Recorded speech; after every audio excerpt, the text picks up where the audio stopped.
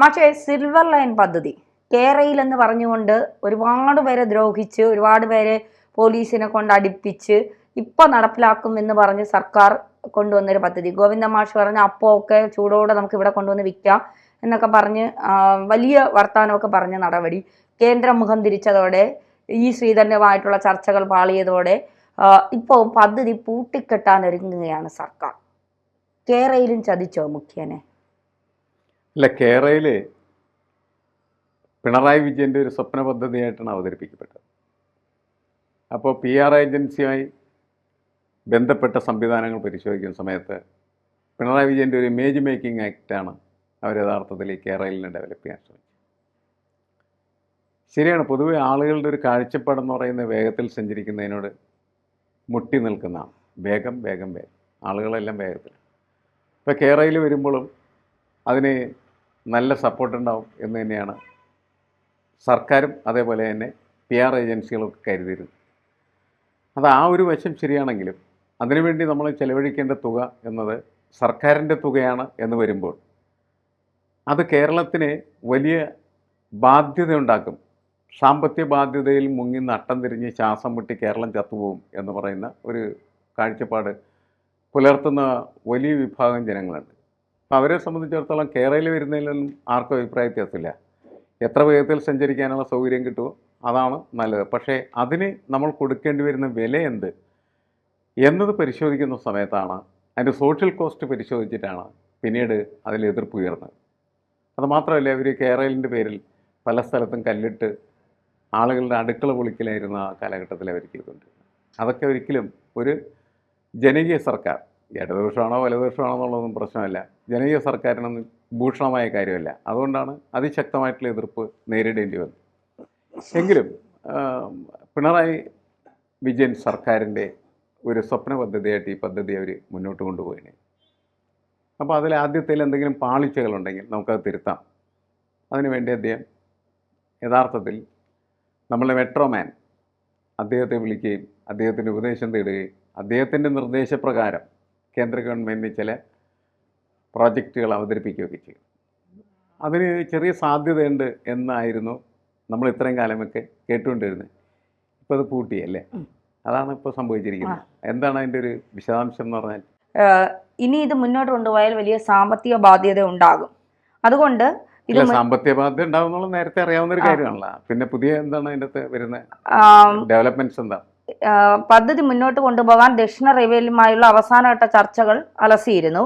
ഇതോടെ പദ്ധതി നടപ്പാക്കാനായി രൂപവൽക്കരിച്ച കേരയിൽ മറ്റ് റെയിൽവേ പദ്ധതികളിലേക്ക് ചുവട് മാറി. കൊച്ചിയിലെ നിക്ഷേപ ഉച്ചകോടിയിൽ സിൽവർ ലൈനിന് അനുകൂല പരാമർശങ്ങൾ കേന്ദ്ര വാണിജ്യ വ്യവസായ മന്ത്രി പീയൂഷ് ഗോയലിൽ നിന്നുണ്ടായെങ്കിലും അതിന്റെ ചുവട് പിടിച്ച് കേന്ദ്രത്തെ സമീപിക്കാനും അനുമതി നീക്കത്തിന് സർക്കാർ തയ്യാറായിട്ടുമില്ല. KV തോമസിനെയും ഈ ശ്രീധരനെയുമെല്ലാം സർക്കാർ കളത്തിലിറക്കിയെങ്കിലും പദ്ധതി മുന്നോട്ട് പോയില്ല. സർക്കാരിന്റെ കാലാവധി അവസാനിക്കുന്നതും പദ്ധതിയുടെ സാമ്പത്തിക പ്രത്യാഘാതങ്ങളുമെല്ലാം മുൻനിർത്തിയാണ് സർക്കാരിന്റെ പിൻവാങ്ങൽ. തിരഞ്ഞെടുപ്പ് കാലത്ത് പദ്ധതിയുമായി മുന്നോട്ട് പോയാൽ അതും തിരിച്ചടിയാകുമെന്ന സ്ഥിതിയുണ്ട്. പദ്ധതിയുമായി ബന്ധപ്പെട്ട വിജ്ഞാപനങ്ങൾ പിൻവലിക്കുമോ എന്നതാണ് ഇനിയുള്ള വിഷയം. വന്ദേ ഭാരത് ട്രെയിനുകൾക്കടക്കം സർവീസ് നടത്താൻ കഴിയും വിധം ബ്രോഡ് ഗേജിലേക്ക് മാറ്റണമെന്നതായിരുന്നു റെയിൽവേയുടെ നിലപാട്. 40 മുതൽ 50 കിലോമീറ്റർ ഇടവിട്ട് നിലവിലെ റെയിൽവേ പാതയുമായി സിൽവർ ലൈൻ ബന്ധിപ്പിക്കണമെന്നും ആവശ്യപ്പെട്ടിട്ടുണ്ട്. റെയിൽവേ ഭൂമി കൈമാറുമെന്നതാണ് അനുമതിക്ക് തടസ്സമെങ്കിൽ സിൽവർ ലൈൻ അലൈൻമെന്റിൽ മാറ്റം വരുത്താമെന്ന് റെയിൽവേ ചൂണ്ടിക്കാട്ടിയെങ്കിലും പദ്ധതിയുടെ സ്വഭാവം തന്നെ മാറണമെന്നതാണ് റെയിൽവേ നിലപാട്. പദ്ധതിയുടെ അടിസ്ഥാന ലക്ഷ്യങ്ങൾക്ക് ഘടകവിരുദ്ധമാണ് ഈ നിർദ്ദേശങ്ങൾ എന്നതിനാൽ സാധ്യമല്ലെന്ന് ചൂണ്ടിക്കാട്ടി കാരണസഹിതം കേരയിൽ റെയിൽവേക്ക് കത്ത് നൽകി. പിന്നീട് ആശയവിനിമയത്തിന് തയ്യാറായതുമില്ല. 200 കിലോമീറ്റർ വേഗത്തിൽ സ്വതന്ത്ര സ്വഭാവത്തിലുള്ള സ്റ്റാൻഡേർഡ് ഗേജിൽ പാത പണിയണമെന്നത് റെയിൽവേയെ ബോധ്യപ്പെടുത്താൻ സാധിക്കാത്ത സാഹചര്യത്തിലാണ് നടപടികൾ അവസാനിപ്പിക്കുന്നത്. ബദൽ പാത സംബന്ധിച്ച ചർച്ചകളും സർക്കാർ നിർത്തിയിട്ടുണ്ട്. അനുമതിക്ക് മുൻപേ ബലം പ്രയോഗിച്ചുള്ള കുറ്റിയടിക്കലും പോലീസ് നടപടിയുമായി സർക്കാർ മുന്നോട്ട് പോയെങ്കിലും തൃക്കാക്കര ഉപതെരഞ്ഞെടുപ്പിലേറ്റ കനത്ത തിരിച്ചടിയുടെ പശ്ചാത്തലത്തിൽ സിൽവർ ലൈൻ പ്രവർത്തനങ്ങളെല്ലാം തൽക്കാലം മരവിപ്പിച്ചിരുന്നു. ഭൂമി ഏറ്റെടുക്കലിനുള്ള റവന്യൂ ഉദ്യോഗസ്ഥരെ പിൻവലിക്കുകയും സാമൂഹ്യ ആഘാത പഠന ഏജൻസിയുടെ കാലാവധി പുതുക്കേണ്ടെന്ന് തീരുമാനിച്ചതും അടക്കം പിന്നീടുണ്ടായി. ഈ ശ്രീധരനെ മുൻനിർത്തി സിൽവർ ലൈൻ പദ്ധതി വീണ്ടും സജീവമാക്കാനുള്ള സർക്കാർ ശ്രമം നടത്തിയെങ്കിലും അതിൽ ലക്ഷ്യം കണ്ടിരുന്നില്ല. കെ റെയിൽ വരാൻ യാതൊരു സാധ്യതയുമില്ല എന്നും താൻ നൽകിയ ബദൽ പ്രപ്പോസൽ മുഖ്യമന്ത്രിക്ക് സർക്കാരിനും ബോധ്യമായിട്ടുണ്ട് എന്ന് മെട്രോമാൻ ഇ ശ്രീധരൻ പറഞ്ഞിരുന്നു. എന്നാൽ ഇതിനു പിന്നാലെ പദ്ധതിക്കായി പുതിയ DPR വേണമെന്ന വാദവുമായി റെയിൽവേയും മുഖം തിരിച്ചതോടെയാണ് സർക്കാർ ശരിക്കും വഴിമുട്ടിയത്. സർക്കാരിൻ്റെ ഇക്കാര്യത്തിലുള്ള നീക്കങ്ങളെല്ലാം പരാജയപ്പെട്ടു എന്നാണ് പൊതുവെ ഇതിനകത്ത് വിലയിരുത്തേണ്ടത്. കാരണം ഞാൻ നേരത്തെ സൂചിപ്പിച്ചതുപോലെ വേഗത്തിൽ സഞ്ചരിക്കുക എന്ന് പറയുന്നതിനോട് ആളുകൾക്ക് താല്പര്യമുണ്ട്. പക്ഷേ വേഗം വർദ്ധിപ്പിക്കുന്നതിന് വേണ്ടിയിട്ട് വലിയ ഒരു പ്രോജക്റ്റ് വെക്കുകയും ആ പ്രൊജക്റ്റിൽ നിന്ന് വളരെയധികം പണം ഏജൻസികൾ വഴിയോ അതല്ലെങ്കിൽ മറ്റ് ഏതെങ്കിലും സംവിധാനം വഴിയോ ചോർന്നു പോകാനുള്ള സാധ്യത എന്ന് വെച്ചാൽ അഴിമതി അതിൽ വളരെ പ്രധാനപ്പെട്ട ഒരു സംഭവമായിട്ട് വരുമ്പോൾ അതിനെ ഉയർത്തിപ്പിടിക്കാനായിട്ട് പ്രതിപക്ഷത്തിന് കഴിയുന്നു, അല്ലെങ്കിൽ മറ്റ് രാഷ്ട്രീയ പ്രസ്ഥാനങ്ങൾക്ക് കഴിയുന്നു. ഇതിനൊക്കെ നേരിടാനായിട്ടുള്ള ഒരു ശേഷി സർക്കാരിന് പൊതുവെ ഇല്ലാതെ പോയി പല കാരണങ്ങൾ കൊണ്ട്. ഒന്ന്, ഈ പദ്ധതി ഏറ്റവും ലാഭകരമായിട്ടുള്ള രീതിയിൽ നിർവഹിക്കാൻ കഴിയണമെങ്കിൽ എനിക്ക് തോന്നുന്നു കേരളത്തിൻ്റെ ഇപ്പം നിലനിൽക്കുന്ന റെയിൽവേ സംവിധാനങ്ങൾ പരിശോധിച്ചാൽ തിരുവനന്തപുരം മുതൽ എറണാകുളം വരെ ഒരു സെക്ഷനും എറണാകുളത്ത് നിന്ന് കാസർഗോട്ടേക്ക് മറ്റൊരു സെക്ഷനായിട്ട് തിരിച്ചാൽ ഈ പ്രശ്നങ്ങൾ ഒരു പരിധിവരെ ചിലപ്പോൾ പരിഹരിക്കാൻ കഴിയും. നിലവിലുള്ള റെയിൽ ഉപയോഗിച്ച് തന്നെ ഈ വികസന സാധ്യതകളുണ്ട് എന്നുള്ളതാണ്. ആ സാധ്യതയാണ് യഥാർത്ഥത്തിൽ ഇപ്പോൾ റെയിൽവേ ആരാഞ്ഞുകൊണ്ടിരിക്കുന്നത്. സർക്കാരിനോട് പറയുന്നതാണ് അങ്ങനെ ചെയ്തു കഴിഞ്ഞാൽ അതുമായി സഹകരിക്കാം എന്ന നിലപാടുണ്ട്. മാത്രമല്ല വന്ദേ ഭാരത് ട്രെയിൻ ഓടിക്കാനായിട്ടുള്ള സൗകര്യവും സർക്കാർ അതിൽ നിന്ന് ആവശ്യപ്പെടുന്നുണ്ട്. പുതിയ ഒരു കാര്യം എന്ന് പറയുന്നത് ബുള്ളറ്റ് ട്രെയിൻ എങ്ങനെ ഇന്ത്യയിൽ കൊണ്ടുവരാം, അതിനെക്കുറിച്ചുള്ള ചർച്ച റെയിൽവേയുടെ വിദഗ്ധ മേഖലകളിൽ നടക്കുന്നുണ്ട് എന്ന് മാത്രമേ ഉള്ളൂ. പക്ഷേ നമുക്കത് എന്ന് സാക്ഷാത്കരിക്കാൻ കഴിയും എന്നുള്ളതിനിപ്പോഴും യാതൊരു ഉറപ്പും ലഭ്യമായിട്ടില്ല.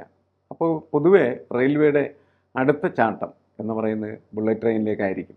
ഇപ്പോൾ ഈ സിൽവർ ലൈൻ എന്ന് പറഞ്ഞാൽ അതിൻ്റെ ഓരത്ത് നിൽക്കുന്നൊരു സാധനം മാത്രമായിട്ട് മാറുകയും അത് തള്ളിക്കളയുകയും ചെയ്യാനുള്ള സാധ്യതയാണ് എല്ലാ അർത്ഥത്തിലും റെയിൽവേയുടെ മുന്നിൽ നിലനിൽക്കുന്നത്. വേഗം എന്ന് പറയുന്ന കൺസെപ്റ്റ് മാത്രമാണ് എല്ലാവർക്കും സ്വീകാര്യമായിട്ടുള്ളത്. പക്ഷേ ആ വേഗത്തിലേക്ക് എങ്ങനെ സഞ്ചരിക്കും എന്നുള്ളതിലാണ് തർക്കം നിലനിൽക്കുന്നത്. സാമൂഹ്യ ആഘാത പഠനം എന്ന് പറയുന്നത് എത്രമാത്രം സോഷ്യൽ കോസ്റ്റ് അതിൻ്റെ അകത്ത് വന്നു ചേരുന്നുണ്ടെന്നുള്ള പരിശോധനയാണ്. അതിലൊക്കെ ഈ പദ്ധതി മുന്നോട്ട് പോകാനായിട്ടുള്ള ഒരു വഴിയും ആർക്കും കണ്ടെത്താനായിട്ട് കഴിയുന്നില്ല. അതുകൊണ്ടാണ് ആ പദ്ധതി സ്വാഭാവികമായ മരണത്തിലേക്ക് സഞ്ചരിച്ചുകൊണ്ടിരിക്കുന്നത്. പക്ഷേ ആ സമയത്ത് സിൽവർ ലൈനിന്റെ പേര് പറഞ്ഞു, കുറ്റിയടിയുടെ പേര് പറഞ്ഞു, ഒരുപാട് മനുഷ്യരെ തല്ലിച്ചതച്ച ഒരു സർക്കാരാണ് ഈ സർക്കാർ. ഇപ്പൊ ഇതെല്ലാം അവസാനിപ്പിച്ച് പൂട്ടിക്കെട്ടി, കാരണം തിരഞ്ഞെടുപ്പൊക്കെ വരികയാണ്. ഈ അടി കിട്ടിയവരുടെയൊക്കെ ഒരു മാനസികാവസ്ഥ, അവരുടെ ഒരു, കാരണം സ്വന്തം വീട് പോകുമോ, വസ്തു പോകുമോ, ജീവിക്കാനുള്ള മാർഗം ഇല്ലാതാകുമോ എന്നൊക്കെ ചിന്തിച്ച കുറേ ആളുകളുണ്ട്. സമരവുമായി രംഗത്തിറങ്ങിയവരുണ്ട്. ഇവരോടൊക്കെ എന്ത് മറുപടിയാണ് സർക്കാരിന് പറയുന്നത്? അവരോട് പ്രത്യേകിച്ച് മറുപടിയൊന്നും സർക്കാർ പറയുന്നില്ല. സർക്കാർ നിശബ്ദമായി മുന്നോട്ട് പോകാനായിരിക്കും തീരുമാനിക്കുന്നത്. കാരണം സർക്കാരിൻ്റെ മുന്നിൽ ഇപ്പോൾ ഇനി വരുന്ന പ്രധാനപ്പെട്ട ലക്ഷ്യം എന്ന് പറയുന്നത് സിൽവർ ലൈൻ പദ്ധതിയല്ല, പകരം എന്താണ്, തെരഞ്ഞെടുപ്പാണ്. അപ്പോൾ തെരഞ്ഞെടുപ്പിൽ എങ്ങനെ ജയിക്കാനായിട്ട് പറ്റും എന്ന അന്വേഷണമായിരിക്കും പൂർണ്ണമായും നടക്കുക. ആ അന്വേഷണത്തിലേക്ക് അവർ പോകുമ്പോൾ പഴയ കാര്യങ്ങളൊക്കെ എങ്ങനെ വിസ്മരിപ്പിക്കാനായിട്ട് പറ്റും, അല്ലെങ്കിൽ ആളുകളോട് മറന്നു കളയുക എന്നുള്ള ഒരു സമീപനം സർക്കാർ സ്വീകരിക്കാനുള്ള സാധ്യത കൂടുതലല്ലേ.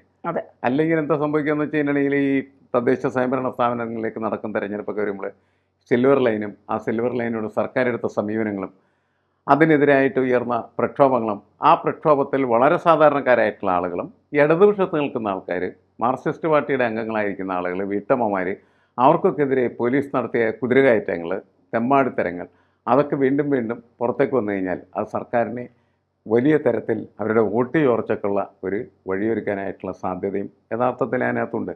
സർക്കാരിൻ്റെ മുന്നിൽ വേണമെങ്കിൽ ഇപ്പോൾ പ്രൊജക്റ്റ് ചെയ്യാവുന്നൊരു സാധനം എന്ന് പറയുന്നത് പുതുതായിട്ട് പൂർത്തീകരിച്ചു വരുന്ന NH-66 എന്ന് പറയുന്ന ഈ പാതയാണ്. ആ പാതയുടെ വികസനത്തിൽ സർക്കാരിൻ്റെ കോൺട്രിബ്യൂഷൻസ് എന്താണ്? കേന്ദ്ര സർക്കാരും അതുപോലെ സംസ്ഥാന സർക്കാരും കൂടിയാണ് അതെന്ത് ചെയ്യുന്നത്, സാക്ഷാത്കരിക്കാനായിട്ട് ശ്രമിച്ചുകൊണ്ടിരിക്കുന്നത്. ഇതിൽ സംസ്ഥാന സർക്കാരിൻ്റെ സാധ്യതകൾ പ്രൊജക്റ്റ് ചെയ്യുക, കേരളയിൽ മറന്നു കളയുക. അപ്പോൾ കേരളയിൽ മറന്നേക്കൂ, നിങ്ങൾ ഈ സംസ്ഥാന പാതയുടെ വികസനത്തിലേക്ക് വരൂ എന്ന് പറയുന്ന രീതിയിലായിരിക്കാം ഒരുപക്ഷെ അടുത്ത തെരഞ്ഞെടുപ്പിന് മുമ്പ് ഈ പിണറായി വിജയൻ സർക്കാരിൻ്റെ PR ഏജൻസികൾ പ്രവർത്തനം ആരംഭിക്കാൻ സാധ്യതകൾ.